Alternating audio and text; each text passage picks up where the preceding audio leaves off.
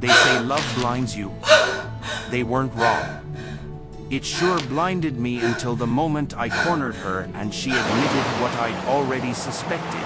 She had a crush on someone else. My name's Marcus. I was 29 when all this blew up, and for 5 years I poured myself into Emma. I wore my feelings plainly, no games, no guessing. I told her what I thought, what I wanted, and how much she mattered. I trusted that would matter to her too. It hurts to say it now, but I learned the hard way that pouring everything into someone doesn't guarantee they'll match the deposit. She got the job, a big break at a hotel chain, the kind of opportunity people dream of. It meant moving to another city. I work remotely, so moving wasn't an instant yes. I believed in her, so I supported it. The plan was to make it work, long distance for a while until either I moved or she made it back. For a while it seemed okay. When I visited, when we spent a week together, things resembled what we'd had before, easy laughter, late nights, a sense that we were still us. That part helped me breathe again. But distance changes things in small ways until suddenly the small ways are big. Conversations thinned. Her messages were sparse. She was tired or stressed or distracted. When you're apart, it's easy to accept a tired excuse once or twice. After a while, the excuses add up like interest on a loan, and the debt is your relationship's stability. I noticed she no longer took photos of me the way she used to. She took photos for work, of colleagues, the restaurant staff, the weird little corners of the hotel, but not of us. She seemed to be collecting other people's images while mine faded. When I visited her the next time, I stayed at her place while she worked. She came home smiling, like when we'd first fallen in love. I left feeling better, thinking maybe distance had been the problem. For a few days I had hope. Then it slipped away again, the pattern returned. I tried to talk it through, but the answers never landed. She blamed work, she blamed stress, she blamed hormones. None of it added up to the way she'd started protecting her phone like it was the only thing keeping whatever she'd found safe. She'd always been casual with her phone before, left it face up, let it sit on the table. Now she guarded it, angled it away, kept it by her like a talisman. I began to notice little things, a nickname saved in her contacts that made me uncomfortable, an angled screen when she texted, a laugh in the hallway when she thought I wasn't looking. When I asked about the photos of one coworker she'd taken, she said she was helping him update his social feed. It could have been innocent. I wanted to believe it. But a man who's loved for 5 years also learns patterns. I had learned to read hers. On a visit, I saw her tuck the phone under the duvet and turn away, claiming she was cold.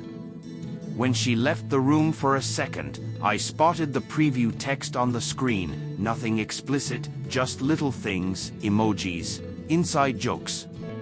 It pushed me over the edge. I knew there was something she didn't want me to read. So I tried to export the messages, to give myself the facts instead of the gnawing not knowing. I wasn't proud of the sneaking, but when you sense your foundation crumbling, you try to find the beams holding it up. She caught me in the act. She came for her phone, and I had nowhere to hide. She saw the chat open, and I saw the color drain from her face. Confrontation was inevitable. She admitted there was a crush on a coworker. Not a one-sided thing, she said he felt it too. Hearing it was like being punched in slow motion. Everything I'd ignored, rationalized, and hoped for snapped into a clear, awful picture. She'd been emotionally drifting for months. She admitted it not because she wanted to be honest, but because she'd been caught.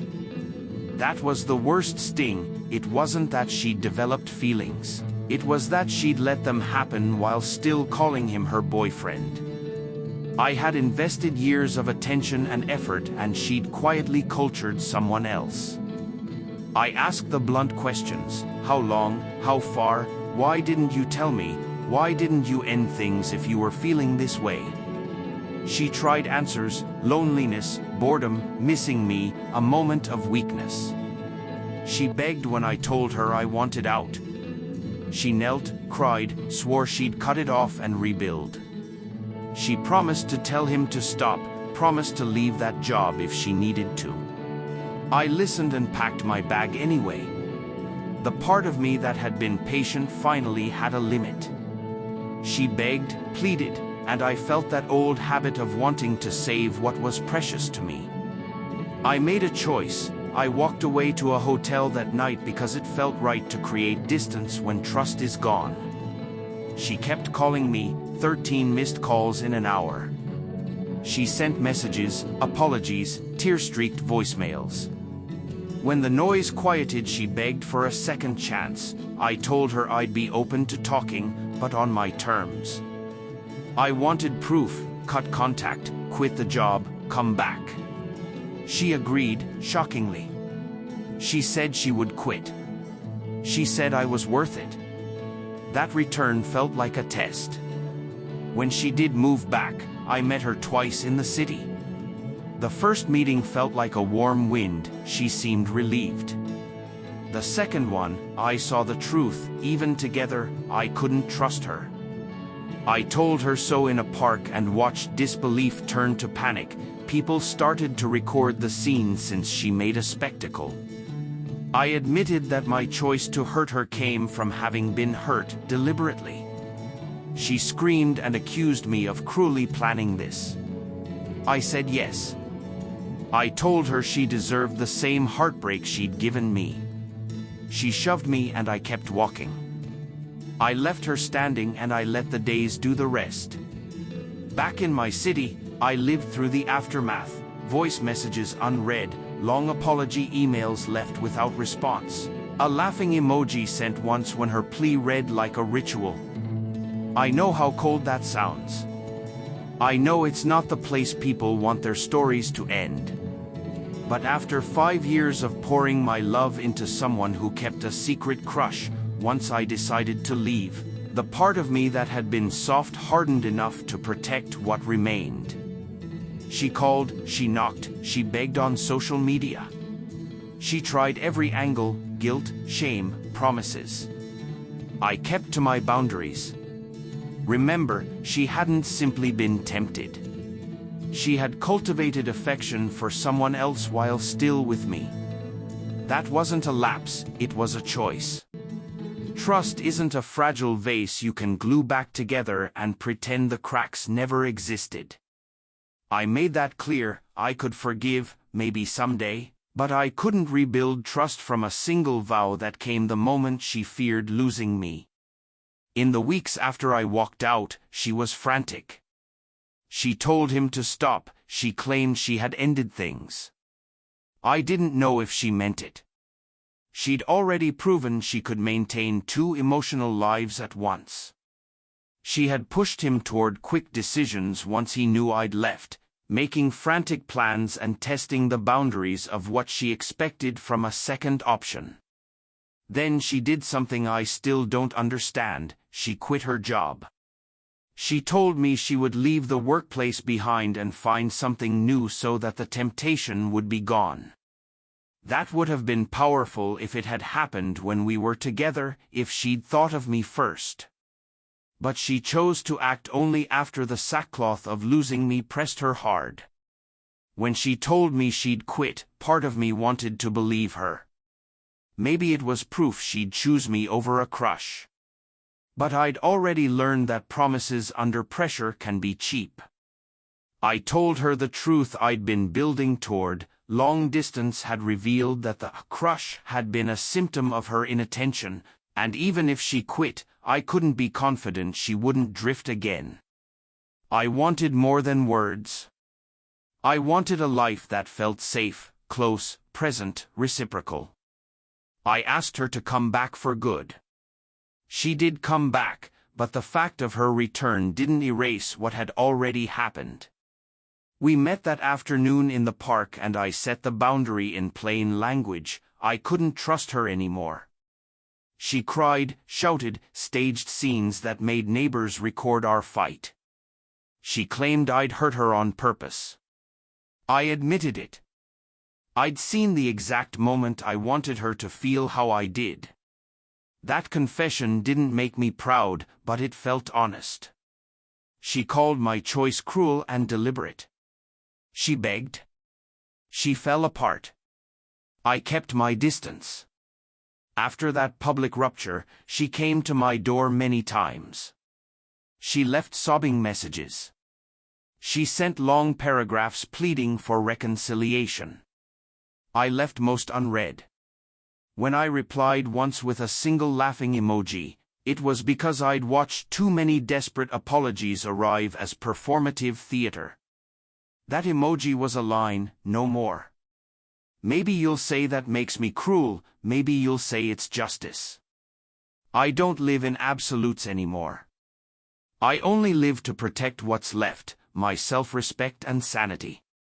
People react to public scenes in different ways. Some of our mutual friends turned away from her when they heard the story. Others kept asking questions that made me repeat the sequence of evidence over and over. She told a version where I'd spied and not trusted, where I'd invaded her privacy. I didn't deny checking her messages. I dug because something in my gut told me the foundation was rotten. When the chips were down, she said she'd been lonely and confused, that it had been a mistake. Maybe it was. But mistakes that drag on for months with emotional investment elsewhere aren't easily mended. She tried to make me the villain in small whispers to people who'd known us for years. She said I'd been cold or controlling. The truth was simpler. I confronted the betrayal and set boundaries.